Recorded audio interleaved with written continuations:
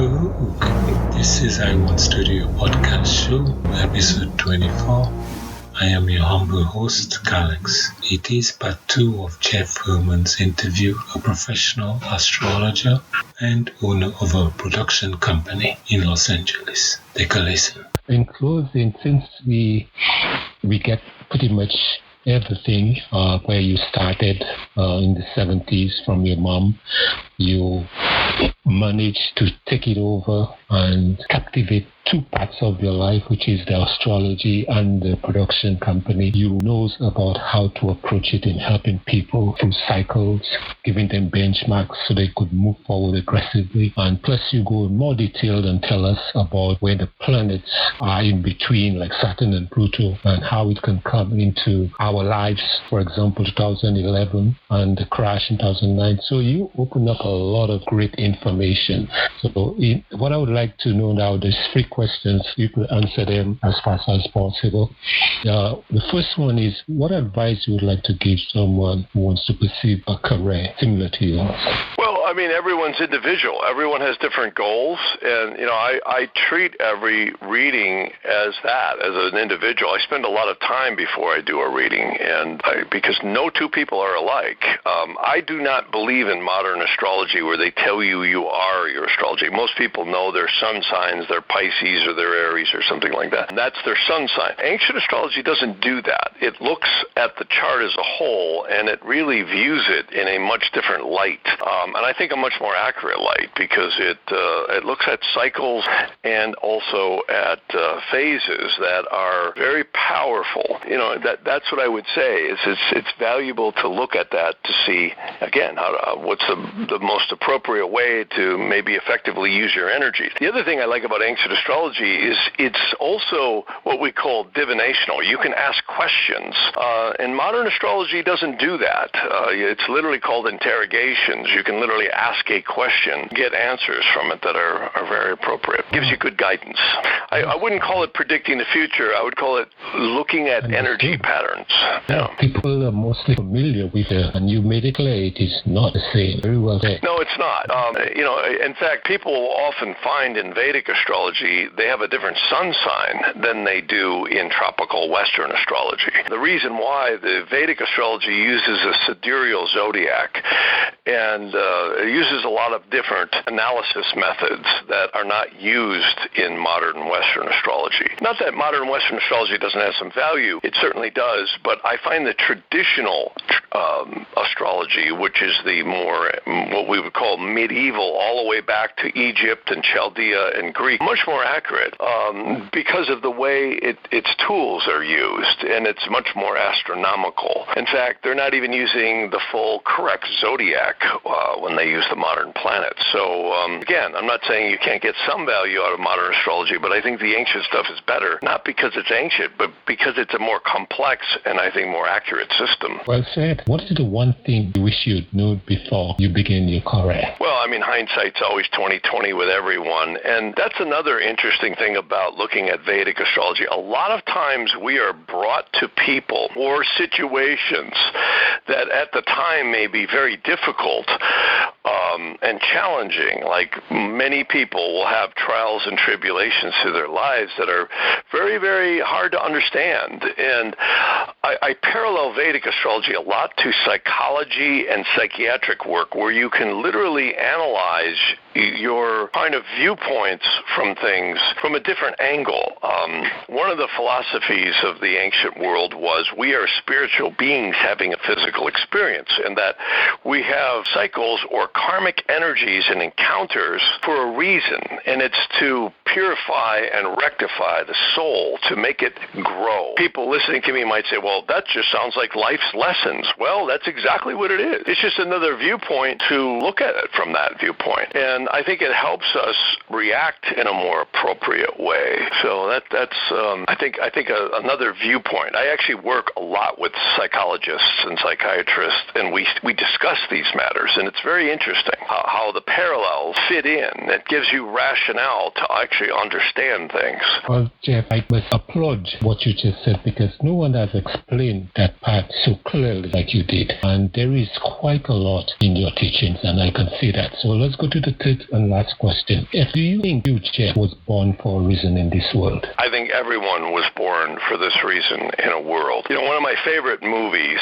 is the Frank Capra movie, It's a Wonderful Life. Most people have seen that, but for anyone who hasn't, they should certainly listen to it, because It's a Wonderful Life is a story about, Jimmy Stewart played in that, and of course, he has some wonderful actors, Thomas Mitchell and the wonderful actress who played on, forget her last name, Donna Reed. Yeah, Donna Reed, amazing. And what was so good, of course, Lionel Barrymore, which was a wonderful actor. But the story was, what would the world be like if you hadn't been born? And if you remember, the angel Clarence comes and tells Jimmy Stewart, okay, you wish you were never born? We can do that. So he makes it so that he was never born. And then Jimmy Stewart goes back into the town and finds out that his wife never married. She's a spinstress. The whole town had changed. Mr. Potter took over the town. Everything was completely different and never ended up as well as it was before. So he gets a chance to see what it's like, when he was never born. Now, obviously, that's a movie, but I think when you look at astrology, there is this is another parallel. A lot of people always say to me, we're all going to get vaccinated, we're all going to get microchips, and the end of the world is coming. I don't believe in that scenario. I think they're going to try, but I don't. It's just like when you look at Hitler, you look at Stalin, you look at all the horrible stuff that was done in China over the years. Millions and millions of people have been killed. And, it's always like a James Bond movie. Everyone's trying to destroy the world and take over the world. And it never really happens. Even look at World War II, World War I. I remember my grandmother, who died at 102, she said, we thought the world was ending. After World War I, the Dust Bowl came, the stock market crashed in 29, and people were jumping out of windows, and it was just, we thought the world was ending. And it doesn't end. All these Orwellian theories that the world is going to end never seem to come to fruition. And my personal opinion is because there's so many souls here that have to play out their karmic journey. And I'm not saying there isn't going to be more drama, war, plagues. There has been throughout history. I mean, look what happened in 1917. They say close to 100 million people may have died. They documented over 50 million people. I think it was 60-something million died in the Spanish flu in 1917. And by the way, that was shown by astrology, too, accurately. In fact, one of my favorite astrologers predicted the London plague back in the 1600s, William Lilly, and he was right on. And he was using, again, the cycle of certain conjunctions and aspects of planets. And he was right on. And that's why I think we're all here. The world's not going to end. I think the world's always evolving, always changing, and always going through its trials and tribulations. But I think we're all put here for a very specific purpose, even though we may feel like sometimes that's not so. In fact, the ancient astrology, I'll just say this real briefly, the ancient astrology actually shows that the angelic forces pick the time at which your soul is brought into the body, and that's usually at first breath. They say conception happens is when the soul is assigned to the embryo, but it's when you exit the womb at first breath. They say the angel ties the spirit, the psyche, and the soul to the body for the duration of the life. So it's a very divine thing that happens. And even though a lot of us may live challenging lives, that's what I always try and do in readings, is help people to understand maybe the karmic implications of why we're all as unique as we are. And it's an interesting viewpoint to look at things. Yes, you have opened our eyes quite a bit, Jeff. You did a very good job. And the first place where our audience can catch up with you is www.jeffharman.com with JEFFHARMAN.com. Jeff, can you tell us other ways that we can get in touch with you? That's probably the best way, is Jeff@jeffharman.com, because that way with emails we can respond appropriately. My wife helps me, and it's a wonderful way to get through to us. They can also call us, but it's not as easy to get through because oftentimes we're not there always answering the phones. I'm usually in sessions or busy, so it's always best to email Jeff@jeffharman.com. That's great. And that's go ahead. allows us to get back. Yeah. Oh, okay. You talk about your wife, Camille, and she was one of the reasons that we are talking. She got in touch with me, and she's also an actor. And your son, Aiden, is also an actor. Yeah, that's right. Yeah. Wow. The whole family is in the business, and that's great. Yeah, right.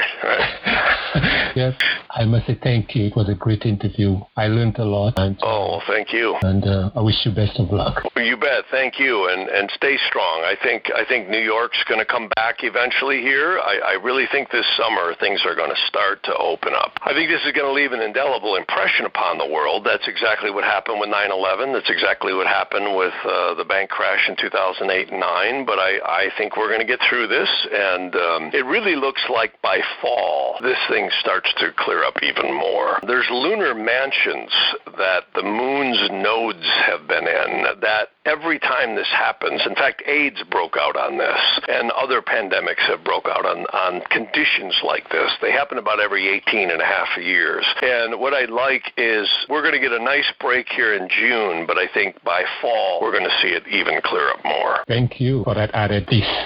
Yeah, let's pray that it all works that way. I agree. I'll start my prayers tonight. Thank you, Jeff, and have a great family. You are very welcome. You bet. Thank you. Bye. Bye. Thanks for listening to iBond Studio podcast show with your host, Alex. If you like our show, give us a review. We want to thank our sponsor, Free Conference Call Service, who made it possible for these interviews. You can contact us via ibonstudio.org or support us on anchor.fm/ibonstudio. Thank you for all your comments.